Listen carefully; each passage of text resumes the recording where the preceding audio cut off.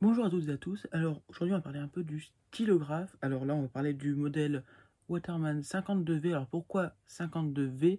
V pour Vest Pocket, c'est un tout petit stylo qui fait 104 mm fermé, aux alentours de 110 mm bouché, et puis quand on l'ouvre il est aux alentours de 104 mm. Alors ce petit stylo il a été fabriqué dans les années 20.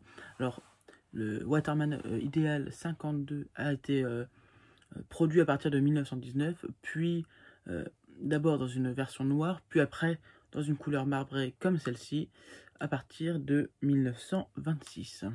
Notons que ce stylo est pourvu d'un mécanisme de pompe. Donc effectivement, à l'époque, en 1920, il n'y avait pas les cartouches rechargeables telles qu'on les connaît aujourd'hui pour les stylos plumes. Alors, en réalité, si, ça existait, mais c'était en verre, ça coûtait cher, ça pouvait facilement se casser, ce n'était pas rentable. Alors, quelques hommes d'affaires pressés l'utilisaient, mais le- la plupart des gens, non.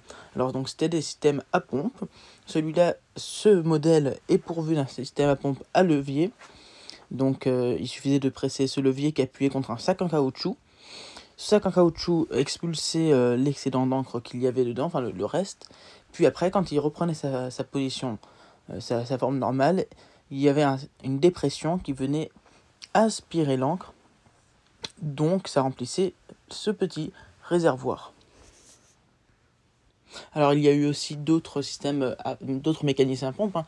Il y en a eu énormément, il y en a eu pléthore lors du développement du stylographe. Car avant il fallait tremper la plume régulièrement dans l'encrier pour qu'elle se gorge d'encre. Après il y a eu donc des systèmes de, pour retenir l'encre, hein, de rétention d'encre.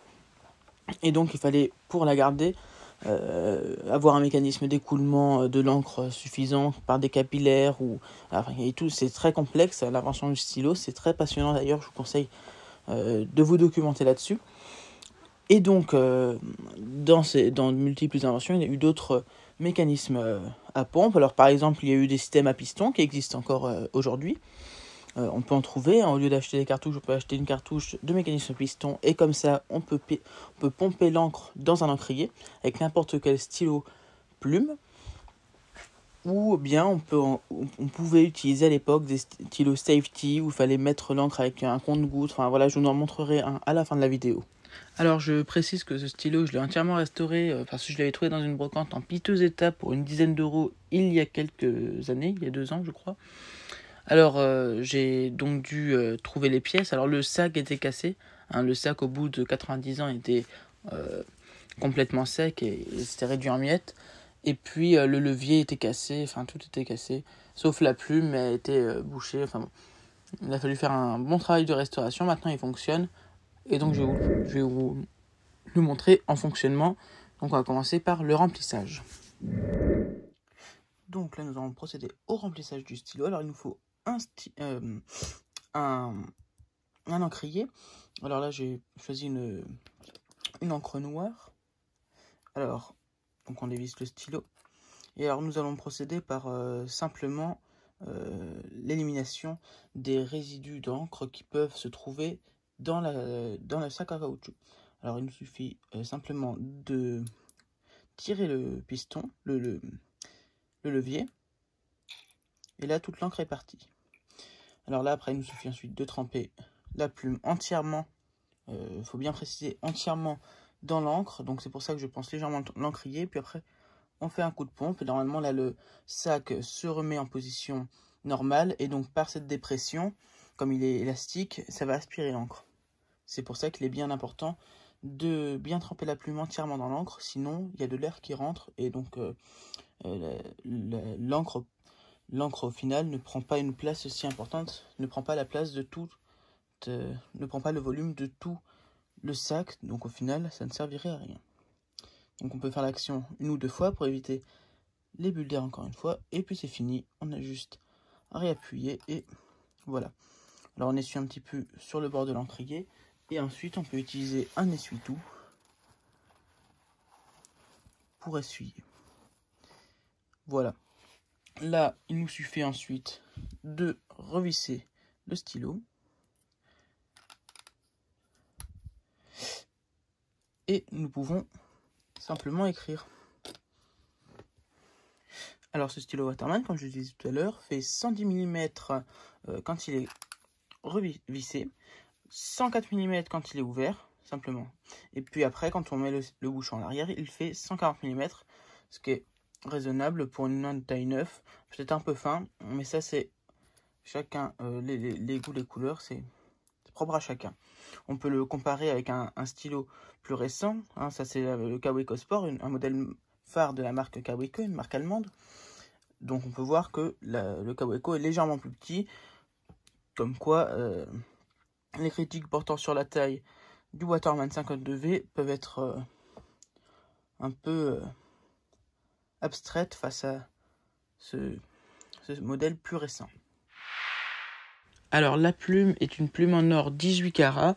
Alors il y a eu des plumes 14 carats aux États-Unis, mais comme en France on ne peut pas vendre de l'or en dessous de 18 carats, sauf pour l'exportation, eh bien il y a eu des modèles avec de l'or 18 carats, donc pour la France.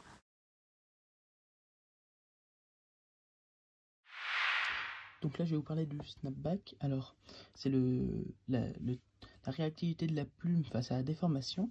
Donc là le snapback est très efficace puisque la plume revient très facilement à sa position normale, donc on peut facilement faire des liés et des déliés. D'autres plumes au contraire réagissent mal à cette déformation, donc vont prendre plus de temps, l'encre va mal s'écouler, ça peut abîmer le papier et la plume, mais là ce n'est pas du tout le cas, c'est donc un stylo de très bonne qualité. On peut le voir d'ailleurs si... Voilà, on peut voir que là les liés et déliés sont juste magnifiques. Ça nous permet après de faire des petits dessins.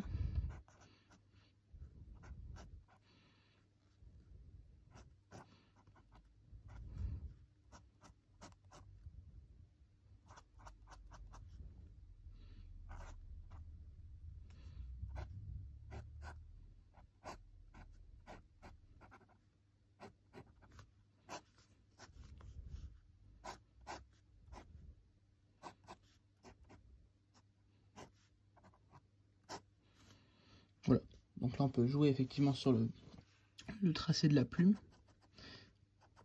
On peut avoir des traits extrêmement fins et des traits bien plus épais, c'est très agréable, c'est quelque chose qu'on ne retrouve absolument pas sur les stylos modernes, à moins de dépenser des milliers et des cents. Il y a quelques marques de stylos qui le font, mais c'est très rare, ou alors c'est pas des stylos aussi bien finis. Voilà, c'est un peu dommage.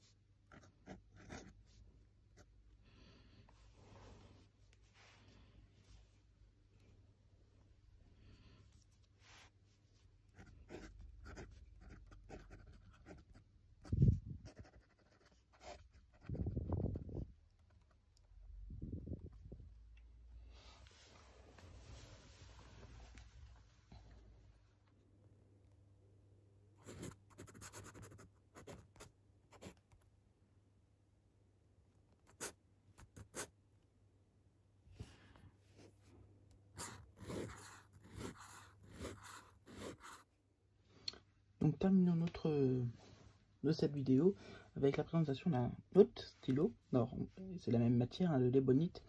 Donc l'ébonite, comme j'avais dit au début, c'est du caoutchouc avec un taux de soufre plus important, ce qui le rend dur. Alors ce stylo a une particularité, c'est que la pointe est rétractable. Alors ça c'est des stylos safety, donc de sûreté. Pourquoi ce nom? Tout simplement parce qu'une fois qu'ils étaient entièrement fermés, il n'y avait plus aucun risque de fuite. Alors ça c'était très utile, notamment à l'époque de ces stylos, parce que les hommes d'affaires qui se trimballaient un peu partout, leur stylographe, ils avaient tendance à fuir dans les poches. Ce modèle pouvait fuir, par exemple, avec l'encre qui pouvait gicler de la plume, et ça pouvait passer par les petits trous. Là, au contraire, on n'a pas ce problème, c'est complètement étanche. Bon, maintenant, avec l'usure, l'encre arrive à passer par là. C'est un peu plus embêtant. Alors là, il n'y a pas de sac à caoutchouc. Tout simplement, on fait passer l'encre par là, avec une pipette. Et donc après, on referme. Si, par malheur, par contre, après, oui, voilà, il faut faire attention à ne pas dévisser son stylo dans ce sens-là, sinon toute l'encre sort. Il faut d'abord le dévisser à la verticale, plume dirigée vers le haut, et puis après, sortir la plume. À partir de ce moment-là, on peut mettre le stylo vers le bas parce que la plume bloque l'entrée